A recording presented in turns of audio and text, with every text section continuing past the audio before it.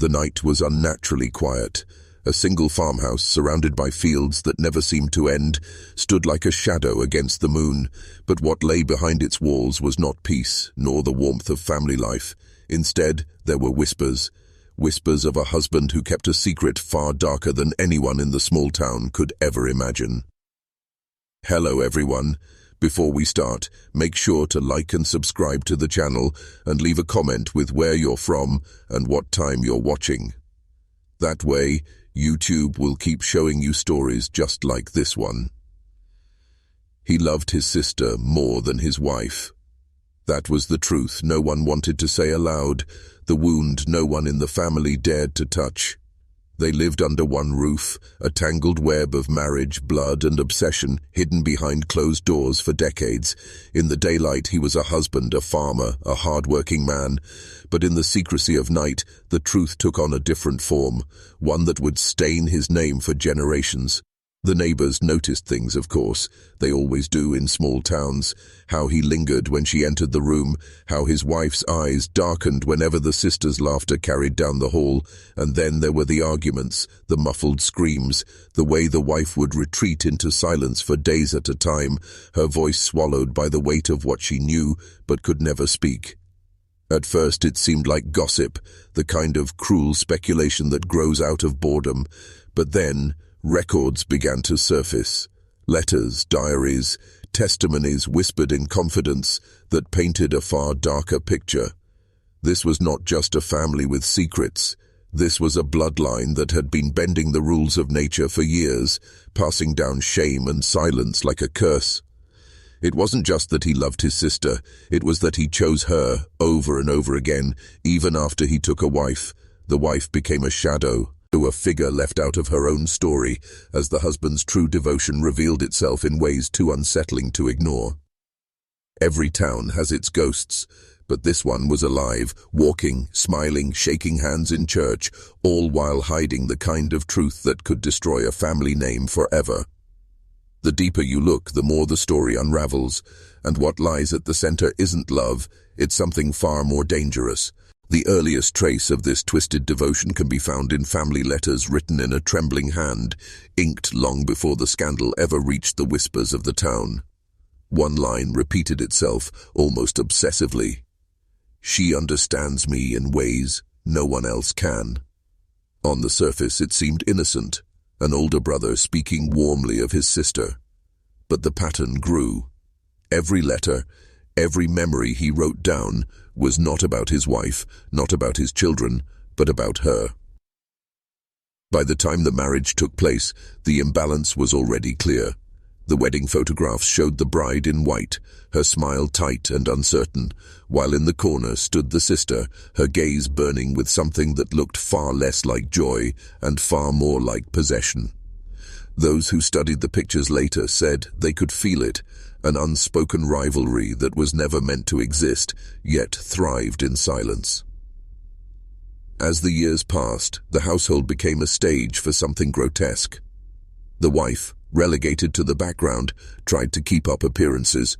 She cooked, she cleaned, she bore children, but each day it seemed her husband's eyes drifted elsewhere.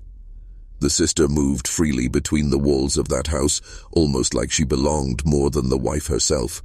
People began to notice how often she stayed overnight, how she rarely returned to her own home, how the husband's demeanor shifted entirely when she was near. The wife's journals, discovered decades later, revealed the suffocating horror of living inside that arrangement. In one entry she wrote, "I feel invisible in my own home. When she enters, I disappear."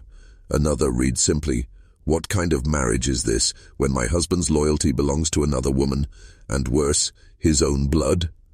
The sickness of it all didn't end with longing glances or unspoken words. There were children whose faces carried shadows of resemblance that could not be explained by marriage alone. Rumors spread in hushed tones, speculation about why some children looked more like the aunt than the mother. It was the kind of talk that could ruin a family, and yet behind closed doors the evidence only grew stronger. This was not a single mistake, not a fleeting moment of passion. This was a pattern, a way of life, sustained for years, maybe decades, in plain sight.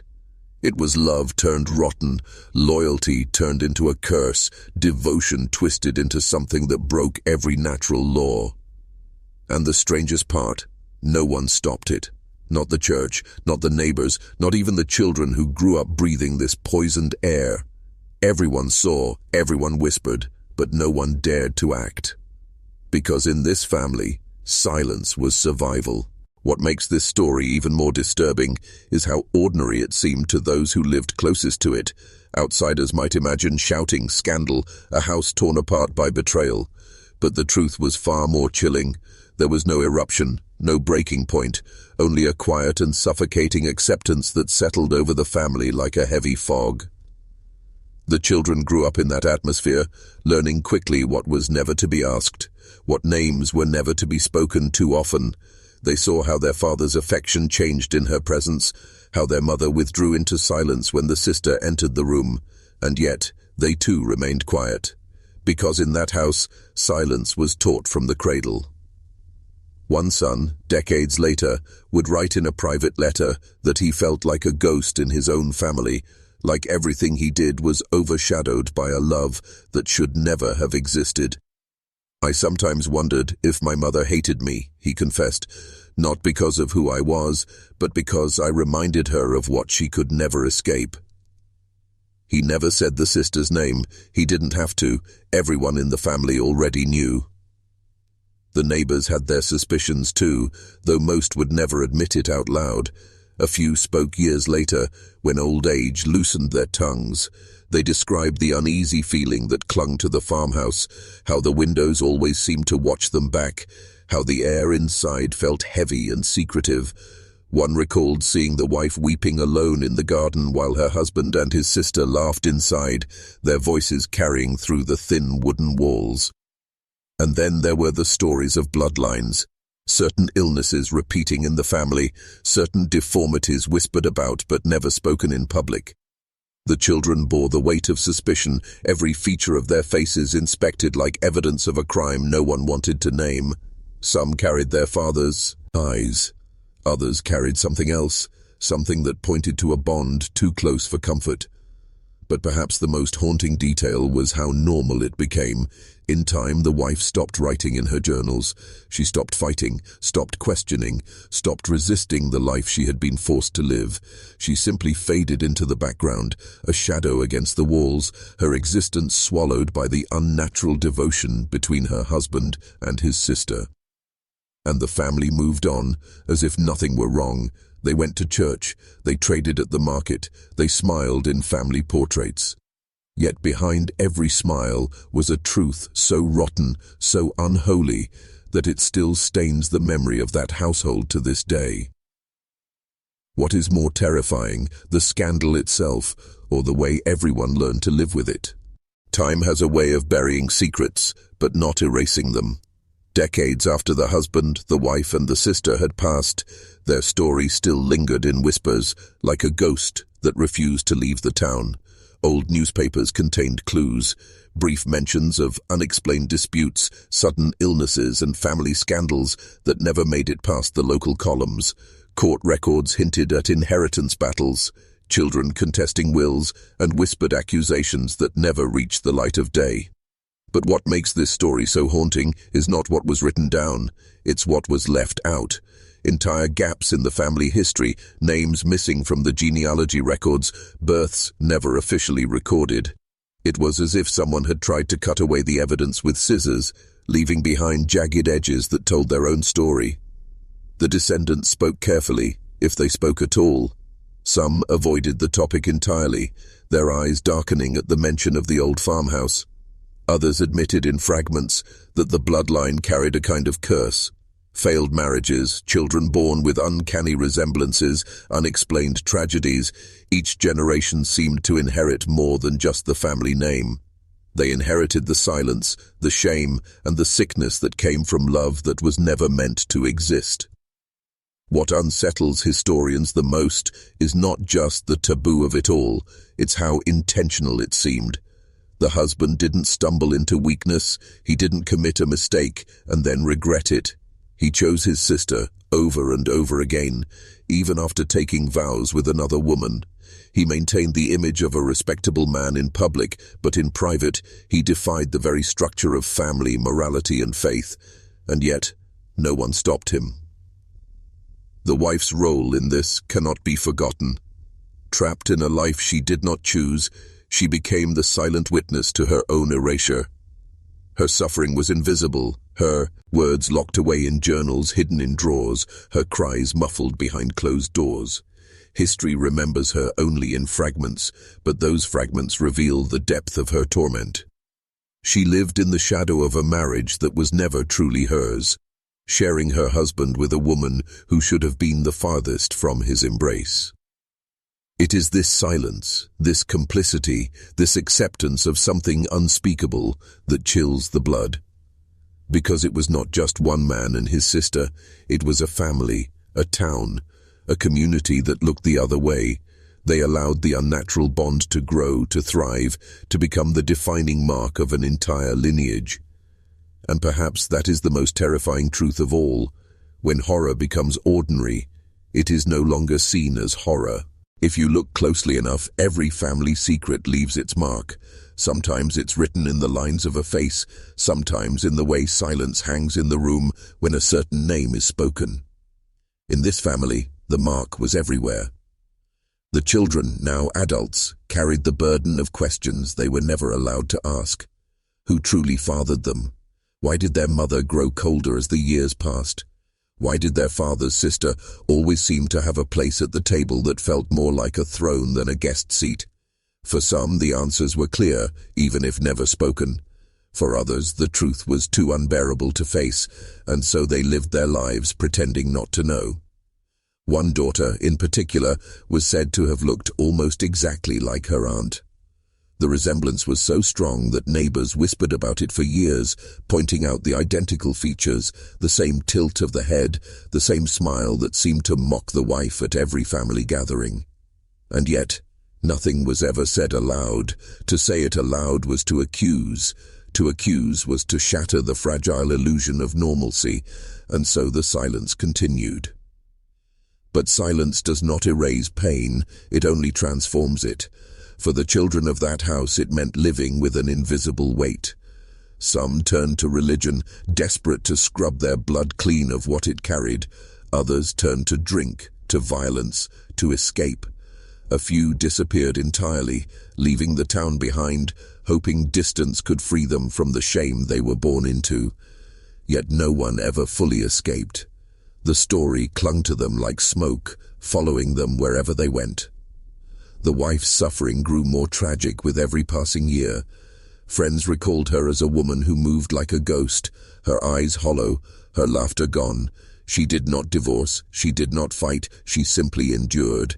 And perhaps that endurance was its own kind of horror, because and she accepted her place in a household where she was never truly loved, where she lived side by side with the very betrayal that destroyed her. For the husband, there was no shame. He aged with confidence, carrying himself as though his choices were his right, his legacy, his destiny. To the end of his life, he never confessed, never apologized, never acknowledged the ruin he left behind. To him, his devotion was not unnatural. It was simply love, twisted and unholy, but love all the same. And that is where the story becomes most unsettling, because sometimes the greatest horrors are not committed by monsters lurking in the dark, but by men who believe they are justified, even righteous, in the choices they make. What makes this story different from so many others is how it refused to die with the people who lived it. Generations later, their descendants still feel the ripple effects. A strange heaviness follows the bloodline, a pattern of fractured families, broken trust, and secrets passed down like heirlooms. It is as though the original sin of the husband and his sister cast a shadow that time itself could not erase. Some of the grandchildren spoke of dreams that haunted them, dreams of rooms they had never been in, arguments they had never heard, and faces that seemed both familiar and wrong. One described it as a curse. It's like the house still breathes through us.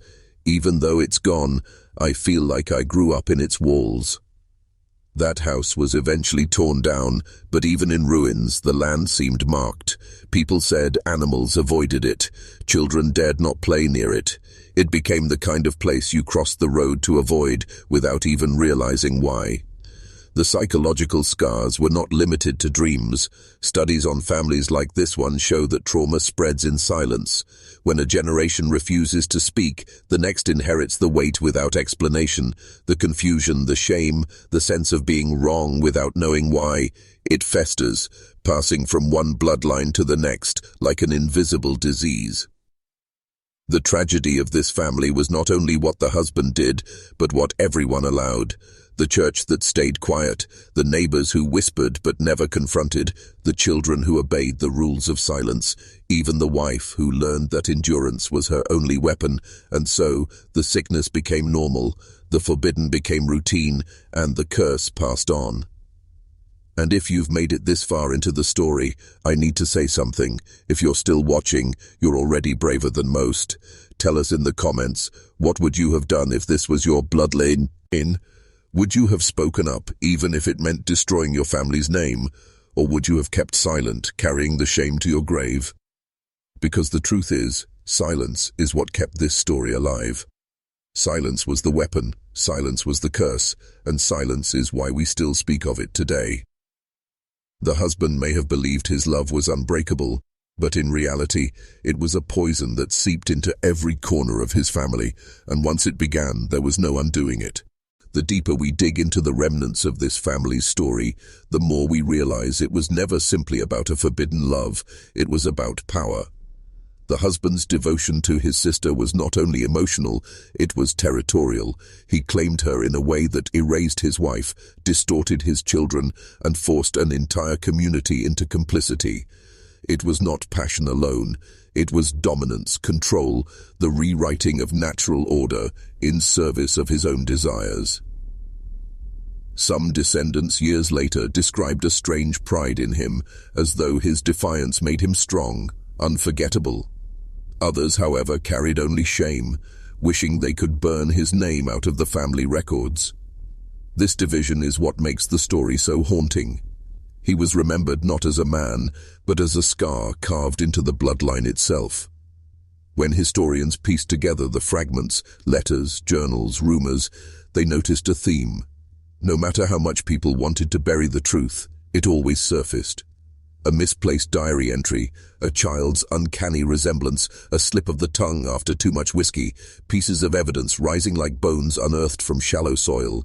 The past refused to stay buried, no matter how tightly the family tried to seal it away. And what of the wife, the silent witness to it all? In many ways, she became the most tragic figure. Her story was reduced to footnotes, her existence overshadowed by the grotesque bond she was forced to endure. Yet in the silence of her journals, we find her voice, fragile but unbroken.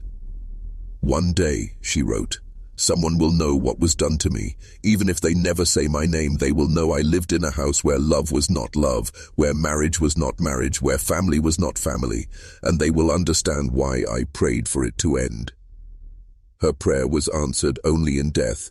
She died young, her body worn down by sorrow more than sickness, the husbaz, and lived longer, as men, like him, often do, carrying on as though untouched by the ruin he had created. The sister outlived them both, lingering in the family home like a matriarch of shadows, as if she had won some bitter victory. But victory in this case was not triumph. It was rot, a bloodline forever poisoned by choices that defied morality, faith, and even nature itself. A story that left the community stained, a place where people still lower their voices when the family name is spoken. And perhaps that is the lesson hidden here. Sin may begin in secrecy, but it never ends there. It echoes, it spreads, it survives. The farmhouse is gone now. The land has been cleared, the walls torn down, the furniture scattered or burned, and yet, if you walk there today, locals will tell you the air still feels heavy, as if the soil itself remembers. Some say they've heard voices at night, laughter where there should be none, a woman's cry echoing across empty fields. Whether it's superstition or memory, one thing is certain: places carry what people cannot. And this place carries a story that refuses to die. The husband was buried with the respect of a hard-working man, a man who provided for his family and sat faithfully in the front pew at church. His obituary made no mention of the truth. The sister's death passed quietly, her legacy left tangled in shadows. Only the wife's grave tells a story. Flowers left unmarked by descendants who still feel her pain, though they cannot put it into words. She is remembered not for who she was, but for what she endured. And the children, some stayed, some fled, but none escaped. Their blood carried the weight of a secret they did not choose. Generations later, their descendants still wrestle with it, still whisper about it, still wonder what pieces of themselves were shaped by choices made long before they were born. The curse was never spoken aloud, yet everyone who carried that name seemed to know. What began as love, if it can even be called that, ended as a legacy of ruin. A story of a man who loved his sister more than his wife, who built his life on devotion twisted into something unholy. His name may fade from memory, but the stain of what he did lingers. Because in truth, the most disturbing part of this story is not that it happened. It's that it happened in silence, in plain sight, with the world looking the other way. And maybe that's why you found this story so unsettling, because if a secret this dark could survive for generations, hidden behind closed doors and polite smiles, what other stories lie buried in the houses, the families, the bloodlines around us? What else have we not been told? This is not just the story of one man and his sister. It is the story of silence, of complicity, of the dangers that grow when no one dares to speak. It is a reminder that the past is never truly gone, that the truth always waits, and that some doors, once opened, can never again be closed. So the question remains, was this a tragedy of love, or simply the clearest proof that love, when corrupted, can become something monstrous? And perhaps that is why this story still lingers, because we know deep down that what happened in that house was not just history, it was a warning.